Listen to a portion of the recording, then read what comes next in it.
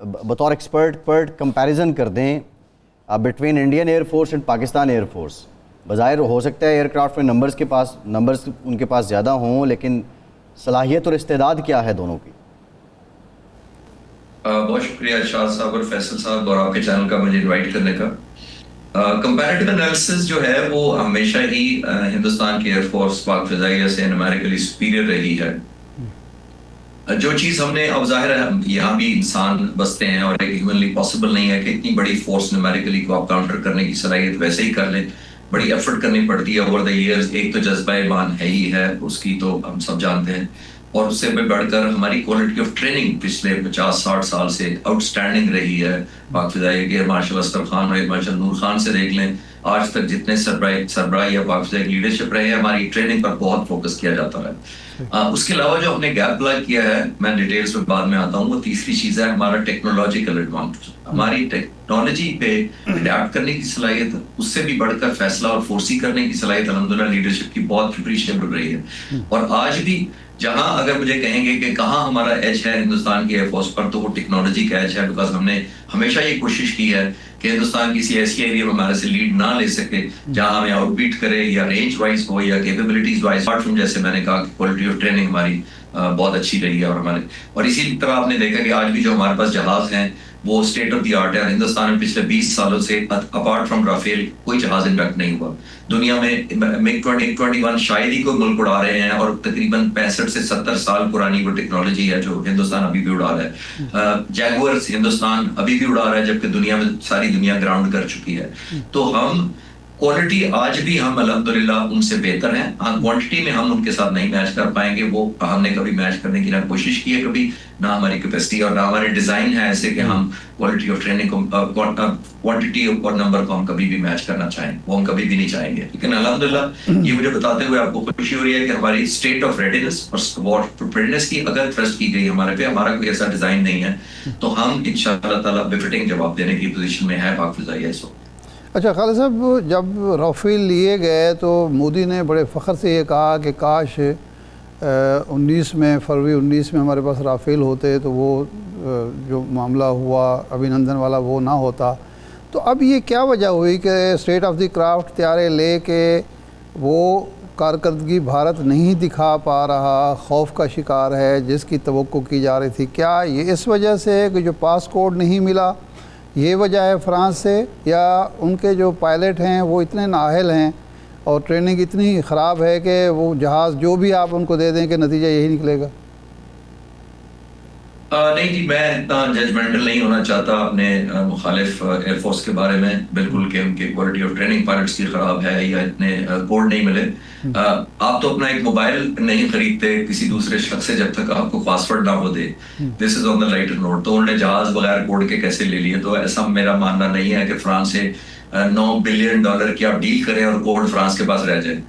یہ مس پرسیپشن ہے اور یہ پروپیگنڈا ہے کہ کوڈ رہ گئے جس کی وجہ سے ہوا، ایسی کوئی بات نہیں ہے. دوسری بات یہ ہے کہ جہاں تک آپ نے کہا کہ پائلٹ اتنے اچھے نہیں ہیں جس کی وجہ سے میں اس کا بھی احترام کرنا چاہتا ہوں، میرے مخالف یہ دشمنی ہے. however جو گیپ ہے میں نے عرض کیا وہ ہے انٹیگریشن کا اور ٹیکنالوجی کا. میں پہلے عرض کیا انٹیگریشن کا مطلب یہ ہوتا ہے کہ جہازوں میں ایک اتنی ویل نیٹڈ انٹیگریشن ہونی چاہیے کہ یہ وہ زمانہ گیا. بہت سارے ہمارے جو ہیروز ہیں، میں معلوم اور دوسرے جو لوگ تھے، سرفراز رفیقی شہید، ان کا زمانہ چلا گیا. وہ چلا اس لیے گیا کہ اس زمانے میں ڈاگ فائٹ ہوا کرتی تھی. جیسے باکسر اترتا ہے رنگ میں، ایک باکسر ادھر سے آتا ہے، ایک باکسر ادھر سے آتا ہے، یا 2 لوگ آ گئے یا 4 جہاز آ گئے. اب وہ زمانہ نہیں رہا. اب الیکٹرانک وارفیئر کا زمانہ ہے، ٹیکنالوجی کا جہاز ہے، ریفیولر کا زمانہ ہے، سائبر وارفیئر کا زمانہ ہے. یہ انٹیگریشن ہو کے جہاز لڑتے ہیں. پاکستان کے پاس الحمدللہ J-10C جب آیا ہے تو جو بیسٹ پارٹ ہے کہ وہ ہر جہاز کے ساتھ انٹیگریٹڈ ہے اور اپنے ریسورسز سے ہم نے انٹیگریٹ کیا. اس کا مطلب یہ ہے کہ J-10 اڑ رہا ہوگا اور اگر وہ ڈیٹا شیئر کسی اور فائٹر جہاز کے ساتھ کرنا چاہے گا، چاہے وہ امریکن ہو جہاز F-16 ہو، فرانس کا مراج ہو، ان کو وہ کمفرٹیبلی اور نیٹ ورکس کر سکے گا. پرابلم یہاں یہ آ رہا ہے، پروبیبلی میں اس سینس میں کہنا چاہ رہا ہوں کہ ان کی نیٹ ورکنگ اور ایک اور جو میں آپ کو اسٹیٹ آف مائنڈ سیٹ بہت زیادہ اس میں پلے کرتا ہے لیڈرشپ کا. میں پریزنٹ ایئر چیف کو پچھلے 40 سال سے جانتا ہوں. وہ بہت ہمبل کول آدمی ہے، لیکن جب وقت آنے کا تو ہی از اے ویری اگریسو مین. میں آپ کو دوسرے مائنڈ سیٹ سے کمپیریزن کرتا ہوں. میں یہ نہیں کر رہا کہ باقی ایئر فورس چیف ہمارے پہلے ایسے نہیں تھے، لیکن ان کو میں ذاتی اس لیے کر رہا ہوں کہ میں آج انڈین ایئر فورس کے چیف سے آپ کا کمپیریزن کر دیتا ہوں بڑا کوئک. फरवरी 2025 में एक पब्लिक सेमिनार में Indian air force chief air chief marshal AP Singh ने कहा, एक सेमिनार में, पब्लिक सेमिनार में, जिसमें कहा कि मुझे और जहाजों की जरूरत है ताकि मैं रेलेवेंट रह सकूं और दुश्मन पर अपना खौफ बरकरार रख सकूं। और उन्होंने बेबसी की हालत में कहा कि हमने 2016 में 40 तेजास जहाज ऑर्डर किए थे, 9 सालों में हमें एक जहाज भी नहीं मिला। मैं आपके नाज़रीन की बताता चलूं कि तेजास वो जहाज है जो 1985 में, आज से 40 साल पहले हिंदुस्तान ने अपना जहाज बनाने का ख्वाब देखा था। वो आज सिर्फ 2 स्क्वाड्रन उनके ऑपरेशनल है, पाकिस्तान से दूर, काफी ईस्ट पाकिस्तान जो बांग्लादेश है अभी उसके बॉर्डर के करीब वो उनका स्क्वाड्रन डिप्लॉयड है, हमसे काफी दूर है। और उनका ये हाल है कि वो अभी तक फुली ऑपरेशनल उस सेंस में नहीं चलाते, उनके इंजन के बारे में कंफ्यूजन है कि कौन सा जहाज में इंजन लगना है। दूसरी तरफ उनके मुकाबले में 200 JF-17 थंडर इस वक्त पाक फिजाइया के हिस्सा है, जो हमने यही क्वेश्चन है, ये पाकिस्तान का अपना है JF-17 thunder. JF-17 thunder block 3 और राफेल, अगर हम इनका टेक्नोलॉजिकल कंपैरिजन करें तो किसको आप ऊपर जानते हैं? और फिर जितना फेमस दुनिया में राफेल है उतना तो JF-17 थंडर अभी तक नहीं है, तो क्या कंपैरिजन इनका ड्रॉ करते हैं? देखिए, एयरफोर्स का जब भी कंपैरिजन आप करेंगे ये अनफेयर होगा कि आप एक एक स्टैंड अलोन जहाज को पकड़ें और उससे कंपेयर करें, क्योंकि जंग इस तरह नहीं लड़ी जानी। जब जंग होगी तो ये नहीं होगा कि आप अपना राफेल भेजें, हम अपना JF-17 थंडर भेजेंगे, ये पहलवानों की तरह नहीं होता। It's a complete package. बहुत सारे एरियाज हैं जिसमें राफेल को एज है, इसमें कोई डाउट नहीं है। मैं रिस्पेक्ट करूंगा एनिमी के जहाज की, चाहे वो किसी भी मुल्क का बना हो। और बहुत सारे एरियाज हैं जिसमें JF-17 थंडर की एज, ब्लॉक 3 की खास तौर पर एज है।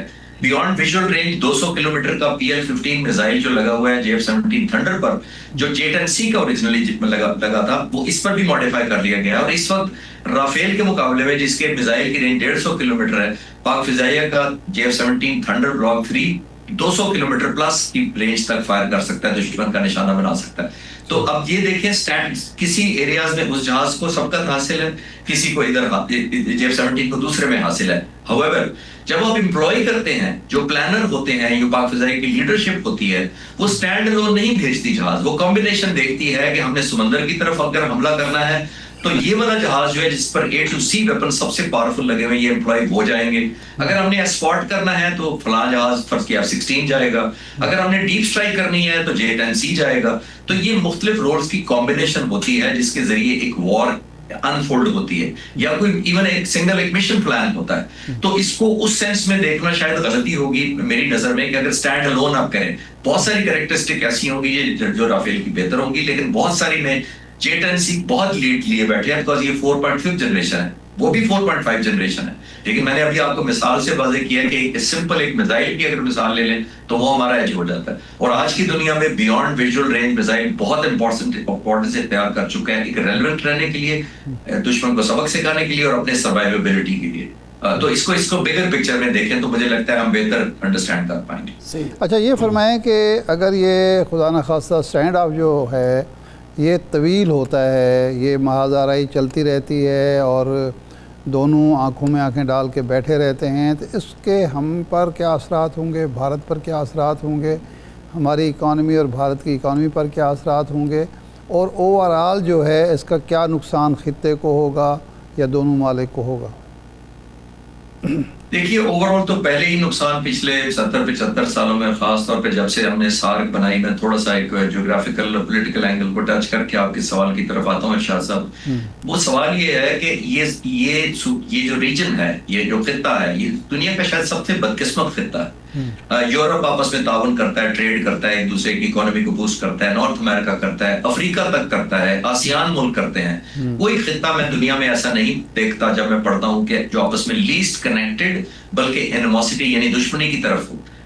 पाकिस्तान के अलावा आप देखें हिंदुस्तान की कौन कौन से मुल्क से दुश्मनी या नाराजगी या मुखालफत नहीं है अपने रीजन में, किसी न किसी के साथ कुछ ना कुछ चल रहा होता है। और बड़ा जो मुल्क होता है उसकी जिम्मेदारी होती है वो लीड करके चले। मैं आपको छोटी सी मिसाल देता हूँ, हम पूरी दुनिया के साथ सार्क के मुल्क मिलकर जो ट्रेड कर रहे हैं वो पूरी दुनिया के साथ सिर्फ 5% हम ट्रेड आपस में करते हैं और 95% हम दूसरों के साथ कर रहे हैं। अब आप ये देखिए, जो ऑलरेडी इकोनॉमी एक दूसरे की, और हम 25% आबादी है पूरी दुनिया का, और हमारा कनेक्टिविटी देखें, हम आपस में 95% हमारा ट्रेड या हमारा बिजनेस जो है वो बाहर होता है। अगर हम आपस में करना शुरू करते हैं, यहाँ क्या नहीं होगा, मिरेकल्स हो जाएंगे। तो ये फ्यूचर जो आपने कहा इफेक्ट क्या होगा जंगों का ये इफेक्ट होगा, ये 5% ही नहीं रहेगी। اور زیادہ پاورٹی دونوں ملکوں میں آ جائے گی یا جو بھی انگیج ہوں گے. ہم بالکل وار مونگری نہیں چاہتے, اور میں بالکل دوبارہ کہنا چاہتا ہوں کہ 1.4 بلین لوگ جو ہندوستان کے ہیں وہ بھی میجورٹی نہیں چاہتے کہ کوئی جنگ ہو, وہ بھی میجورٹی پیس لونگ اپنے کو بچوں کا مستقبل ہے. 25 کروڑ ہم بھی نہیں چاہتے. کیا میرے سے پوچھیں as a former fighter pilot, میں چاہوں گا کہ ہاں میں خواہش کر رہا ہوں کہ ایک اور آپریشن سوئفٹ ریٹارٹ ہمیں کرنا چاہیے یا ہو جائے تو اچھا ہے؟ میں بھی نہیں چاہوں گا. جب بھی ہوگا وہ مجبوری میں ہوگا. یہ ہم خاص طور پہ ہندوستانی لیڈر کو جس کے پاس انیشیٹو ہے, جس نے اوفینس کا کہا ہوا ہے کہ میں لانچ کروں گا, میں پنش کروں گا, میں یہ کر دوں گا, ٹی وی چینل آن کر لیں. ارشاد صاحب جیسے اور فیصل صاحب جیسے مدبر لوگ تو وہاں نہیں نظر آتے مجھے انفارچونیٹلی. مجھے تو ایسا لگتا ہے کہ ٹی وی سے نکل کے ہمیں مارنے کو دوڑ پڑیں گے, مجھے تو ایسا لگتا ہے.